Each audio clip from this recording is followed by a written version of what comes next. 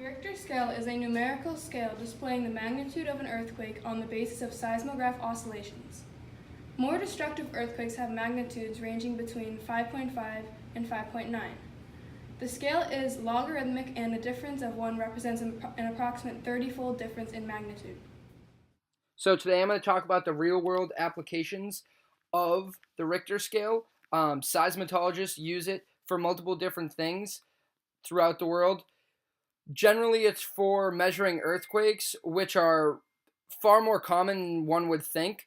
Earthquakes of 2 magnitude or smaller occur several hundred times a day, while other earthquakes greater than 7 magnitude happen roughly once per month, and earthquakes above 8 on the Richter scale happen once a year.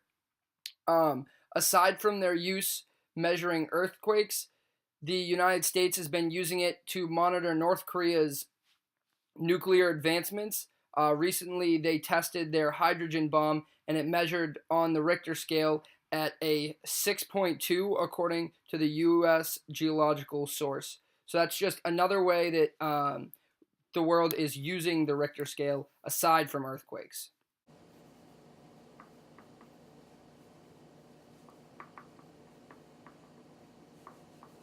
So this is our equation. It's m equals 2/3 log e over 10 to the 11.8. So in the equation, m stands for the magnitude of the earthquake, and e stands for the energy released by the earthquake in ergo. So for example 1, the energy released by an earthquake in Nepal was 1.22 times 10 to the 26.5. And what was the magnitude of this earthquake? To plug in 1.22 times 10 to the 26.05 in for E into our equation, which was m equals 2 over 3 log E, but 1.22 times 10 to the 26.05 over 10 to the 11.8. So when you're trying to find the magnitude and you're already given the energy release, it's really simple. All you have to do is plug it into your calculator. You're going to do log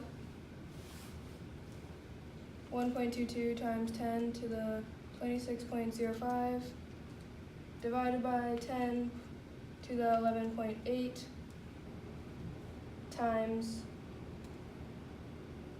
2 divided by 3, and we find that m equals around 9.557. And a way that you can check your problem to make sure your answer is right is by plugging in what you got for the magnitude in for m and leaving e out, and you should get the same energy. Okay, so for example 2, one earthquake in China was measured with a magnitude of 8.3 on the Richter scale. How much energy was released? We're going to plug in the given magnitude, which was 8.3, into our equation for m. So we're going to get 8.3 equals 2/3 log e over 10 to the 11.8. And the next step is to multiply each side by the reciprocal of 2/3. So multiply each side by 3/2, and then you get 12.45 equals log e over 10 to 11.8. After that, you want to simplify. So you're going to get 12.45 equals log. I'm just going to erase this to save some space. But I'm going to leave the original problem for reference. So you get 12.45 equals log e, and since it's division, it's going to be minus log 10 to the 11.8.